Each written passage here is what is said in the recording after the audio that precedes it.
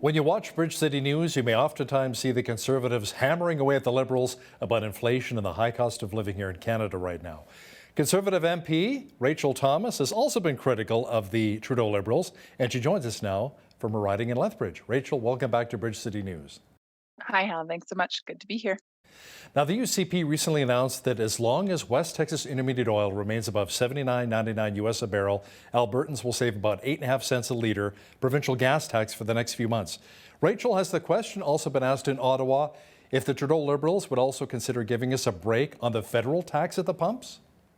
Yeah, it's a really great question, and certainly something that Canadians should be holding the government accountable to. One of the things that we've been asking for repeatedly in the House of Commons as the official opposition is three things in particular. We'd like to see a removal of GST from fuel. We'd like to see the carbon tax scrapped. And we'd like to see the government rein in its spending because, of course, we know the more the government spends in terms of money it doesn't actually have, the more inflation is driven. And the more inflation increases, the more, of course, the cost of living goes up for every single Canadian across the country. In fact, today, actually, Hal, it's important to note that we have an opposition day motion put forward to the House of Commons, and so we're actually asking for the government to stop the carbon tax because it is actually scheduled to triple. And so, of course, you can just imagine the cost that this will or the impact, I should say, that this will have on Canadians in terms of everything from home heating to the cost of groceries to the cost of clothing, et cetera. And Canadians are already hurting, so it's time to give them a break. You touched on inflation, Rachael. Let's delve into that a little bit more. Inflation sitting around 7 points right now. Instead of cutting payroll taxes, the Canadian Taxpayers Federation says the Trudeau Liberals will be increasing the payroll tax yet again. Now, how would you approach the high cost of living if your party was in power? Yeah, again, a really great question. I think it's bizarre that the Liberals are increasing taxes in the midst of an affordability crisis. It just makes zero sense whatsoever. We're seeing increase in carbon tax. We're seeing an increase in inflation tax. We're seeing an increase in payroll tax. I mean, most Canadians are watching 30, 40, 50% of their paycheck come off and be discarded before they even get to bring the money home. It's just not fair, and Canadians certainly cannot get ahead when that continues. I think this government, they claim to have our backs, but actually, I would say they're actually on our backs, and applying an unnecessary burden to Canadians. And so I think we have a real opportunity here to help Canadians out. And again, that is let's cut taxes. The Taxpayers Federation came out with a report showing what other successful countries are doing. There's 51 of them that are cutting taxes in order to help their citizens get ahead. Our government needs to look to do the same. Now, a recent survey says around 24% of Canadians are buying less food due to higher prices, with almost 70% being women. So it may appear that children are impacted as well, what's transpiring with food inflation. It's also seniors who are deciding between buying food or their medications. So, Rachael, what's the answer here? Yeah, Hal, I appreciate the question because I think you're highlighting a few really important groups here. You've highlighted families, particularly, let's say women who are raising children on their own. You've also highlighted seniors, and I would add a third group, and that is those who live with a disability. We're talking about folks who live on a very small government stipend. And those individuals don't have an opportunity to go get a job or earn a little bit of a higher wage or look for, new opportunities. They are at the mercy of a small amount of money. And that small amount of money has to extend over all of their necessary costs. When those costs continue to go up, but their income or their stipend stays the same, you can just imagine the detrimental impact that that has on their quality of life. And so, I think, in a country like Canada, you mentioned food costs going up. We should, we produce food for the world. So in this place, we should not be watching the lineups for food banks increase. Not here. Not here. Not when we do as well as we do in terms of agriculture and food production. And so I think ultimately, this is due to the poor decisions of the government to continue infusing fake cash into the economy. It's driven up inflation and ultimately it's hurting Canadians, and that needs to stop. Now, the Trudeau Liberals are wanting farmers to cut back on fertilizer use and hence fertilizer emissions by 30% nitrogen. The producers we've chatted with, Rachael, say less fertilizer means less food on the table. What are your thoughts? Yeah, certainly. I've had the opportunity to speak with producers in our area, and as you can imagine, they're very concerned about this. But all Canadians should be concerned about this. Canada produces food for the world, and we do it tremendously well. And it's a superpower that we should be celebrating day in and day out. And unfortunately, what we see here is the government is actually wanting to punish farmers rather than celebrate and reward them. And so, by implementing this requirement that fertilizer be reduced by 30%, we're actually going to reduce the amount of food that we can produce, which, when you have a place like Ukraine, the breadbasket of Europe, under attack and therefore not producing the food it normally would, you then have starvation beginning to happen in countries in need. Canada could rise up and help be the solution to that, but when we have a government putting policies like this in place, it makes it awfully difficult. Not only that, but if I talk about the problem here at home, again, we already have increased lineups at food banks. You can imagine how the cost of food is going to increase when farmers are forced to produce less but still need to make up that cost at the end of the day. And so I'm very concerned. I'm very concerned for Canadians, and I'm very concerned for the globe, for people, in every single country who depend on us for food production. Rachel, the Bank of Canada Deputy Governor Paul Beaudry said in hindsight the federal government should have withdrawn stimulus measures earlier as economies were recovering from the COVID-19 pandemic, which would have likely kept a lid on inflation. Your reaction to Mr. Beaudry's comment? Yeah, for sure. It's interesting because our current leader, Mr. Pierre Poilievre, he's been saying this for years. For 2 years, he was begging the prime minister to stop infusing the economy with fake cash. He was asking the Bank of Canada to heed his words of warning, and he was foupad. And that is unfortunate because here we are now, and the Bank of Canada is willing to acknowledge that actually there was some truth to what Mr. Pierre Poilievre was saying as the finance critic. I wish we would have heeded those words, not for my sake, not for our sake as the Conservative Party of Canada, but for the sake of Canadians who deserve better. Because ultimately, they are the ones that now have to bear the cost of that poor government decision. You might recall that Trudeau, a while back, he said to Canadians, and I quote, he said, "We took on debt so Canadians don't have to." End quote. It's laughable. Of course, Canadians have to take on debt when the government does, because when the government takes on debt, it has to be passed on somewhere, and it's usually in the form of taxation and also in the form of inflation. And so Canadians are increasingly having to rely on their credit cards, which is the worst form of debt. So for the government to have claimed that they were somehow helping Canadians is awfully rich and altogether misleading.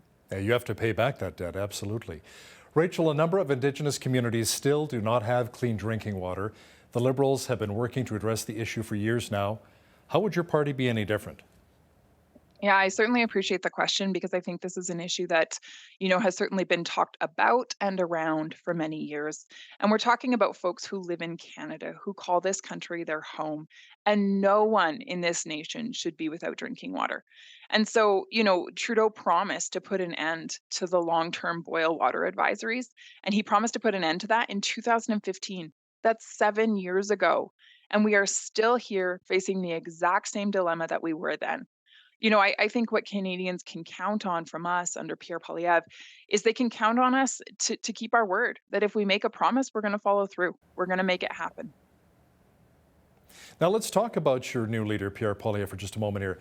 Many critics say he will create a lot of division within the party, but apparently Poilievre reached out to the Jean Charest camp after the CPC leadership. He met with Brian Mulroney and Peter MacKay. He also chatted with Stephen Harper. Why do you think he's making this kind of an effort? I think it's truly who he is. I think he's an individual who wants to bring people together, who wants to build a unified team and bring back hope to Canadians. I've watched Pierre in his role for 18 years. And it's been 18 years of consistently bringing forward these same types of policies, the same type of advocacy with regard to conservative principles. And ultimately, at the center of everything that he says and does is Canadians.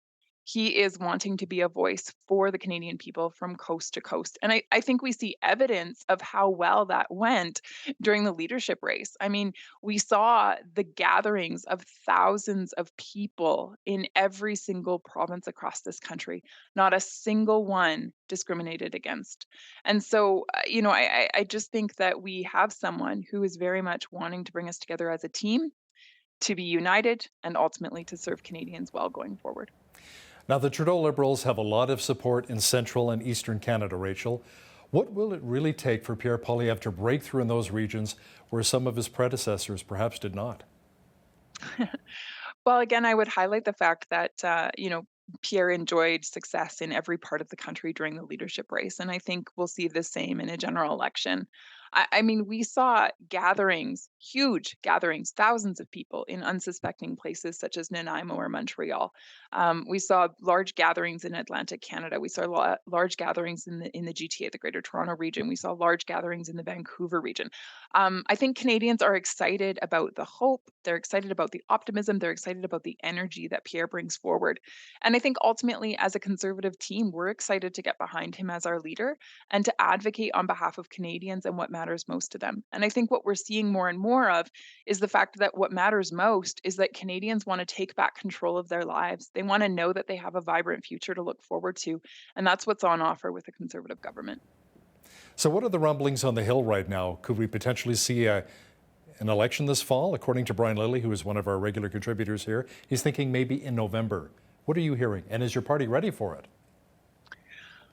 Well, of course, there's going to be various rumblings. I'm of the opinion that we are likely not going into a fall election. I could possibly see a spring election, but regardless of when it's held, I would say that as Conservatives, we are putting together a fantastic team, and we are ready to go. And so, when that time comes, our number one goal will be to put forward policy that serves Canadians well and to be a solid voice for them in this country. What are your thoughts, Rachel? I want to chat with you a bit about people who are calling Pierre Poilievre a racist, a white supremacist, and yet he's married to a Latina, Anna. So, I mean, how do you fight back with that when you hear so many people slamming and attacking the character of your leader? Hal, that's a really hard one. I think you're asking this question at a very important time. There's been um, some very inappropriate comments made toward Pierre Poilievre and his wife Anna, Mhm. um, and I can only imagine the pain that has been incurred by both Anna and Pierre because of those inappropriate remarks, grotesque remarks, actually. And I think what's been so disappointing is actually that those on the political left have come to defend those disgusting comments rather than call them out, which I find ironic and altogether hypocritical. Pierre is married to a Latino woman. And I think sure there's some proof in that he is not the white supremacist or racist that some would like to make him out to be. But I think further to that, look at his record.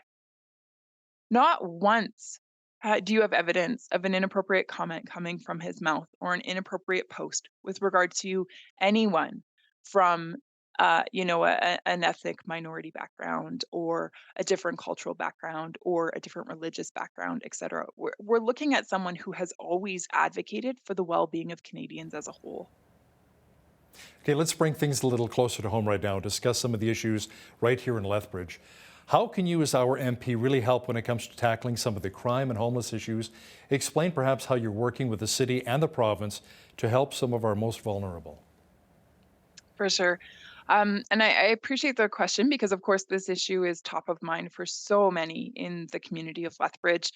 And, to answer the question directly, I sit on something called an Intergovernmental Health Roundtable, which is a combination of municipal government, provincial government, me as the federal representative, and then, of course, Indigenous representation as well.